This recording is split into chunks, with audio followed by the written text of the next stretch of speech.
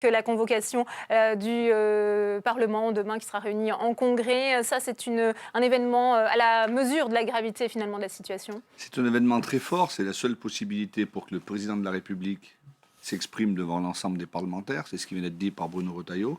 Moi je pense que c'est très important. L'unité nationale, elle doit être sans faille. L'union nationale, appelons ça comme l'on veut. Le pays est en guerre, il est en guerre depuis 1 an contre Daesh. Beaucoup de nos concitoyens aujourd'hui sont morts. On a vu ce papa-là qui était dévasté et il doit y en avoir beaucoup d'autres. Et la réponse que nous devons apporter, nous les responsables politiques, c'est de dire à nos concitoyens, de dire à nos compatriotes que nous sommes là, nous nous serrons les coudes. Nous pouvons avoir des divergences politiques, c'est la démocratie et c'est sa force. Mais dans un moment comme celui-là, lorsqu'on est en guerre, on a vu ce qui s'est passé en 1944, on le voit maintenant, lorsqu'on est en guerre, alors l'unité nationale, tous les responsables politiques se serrent les coudes et se disent il faut dépasser cet événement. Après, on peut avoir des réactions différentes et des idées différentes pour y arriver. Mais je crois que c'est ça. Et le président de la République, demain, il doit rassurer, il doit expliquer à travers nous, à l'ensemble des parlementaires, aux Français, la situation et tracer des pistes. C'est ça que j'attends de son état. Eliane Assassi, cette unité nationale, on le voit, elle est bien entendu nécessaire, mais est-ce qu'elle doit aussi déboucher sur des propositions courageuses et concrètes? C'est ce que dit Bruno Retailleau. Oui, oui, je pense qu'effectivement, elles doivent déboucher sur des propositions. Le président de la République en a émis un certain nombre cet après-midi, mais je crois que dans le même temps, il faut respecter le deuil national qui est instauré dans notre pays.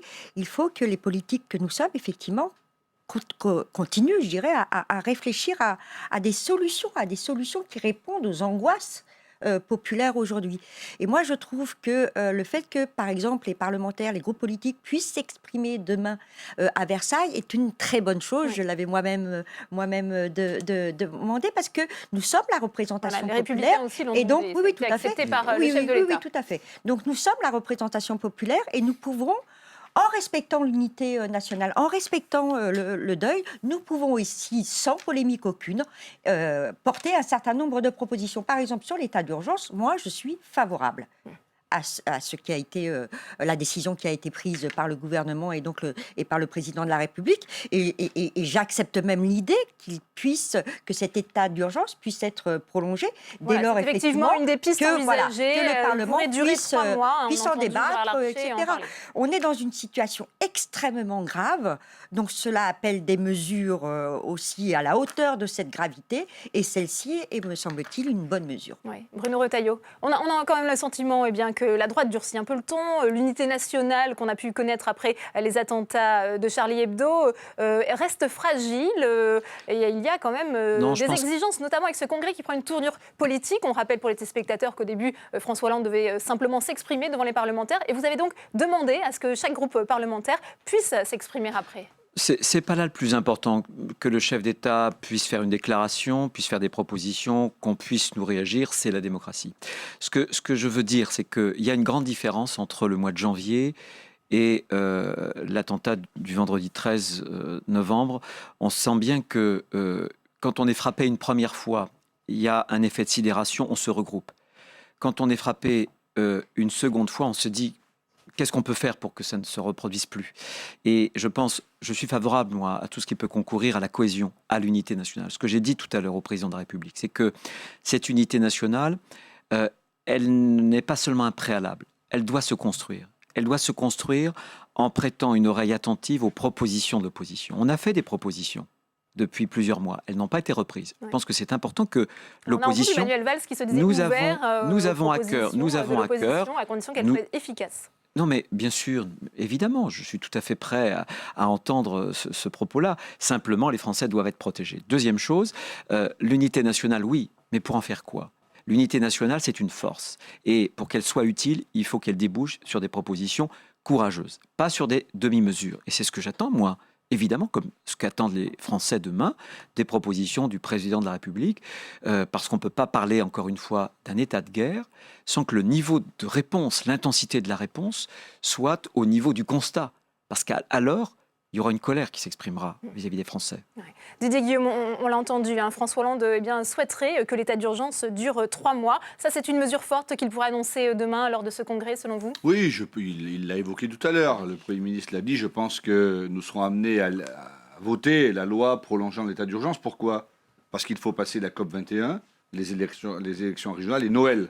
Nous, ce que nous souhaitons, c'est que les Français fassent leurs courses de Noël et puissent passer des fêtes de fin d'année avec le plus de tranquillité possible. Oui. C'est Est-ce ça qu'aujourd'hui dont la il s'agit. sécurité des Français est assurée? On a entendu Il hier semblerait, notamment Marine Le Pen qui s'interrogeait sur Oui, la mais en même capacité de la France. temps, vous savez, un fou qui se promène dans les rues devant les studios de Public Sénat, bah, il a une arme, il peut tuer quelqu'un.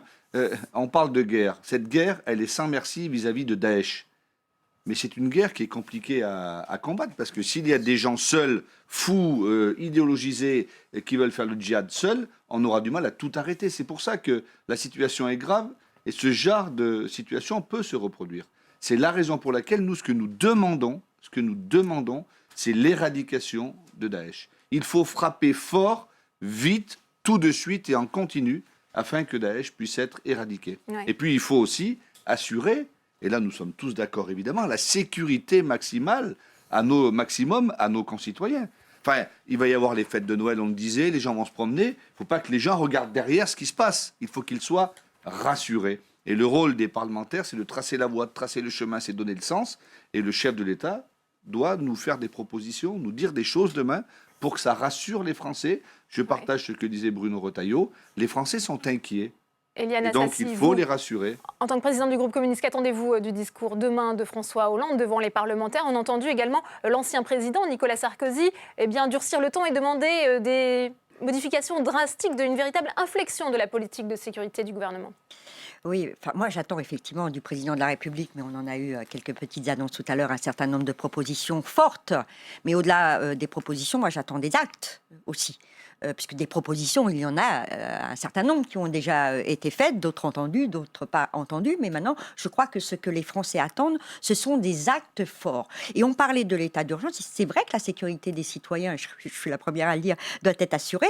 Mais cela va nécessiter de dégager des moyens, par exemple. Et des moyens qui ne pourront pas être pris sur d'autres services publics. Pareil. Donc ça pose quand même un certain nombre de questions.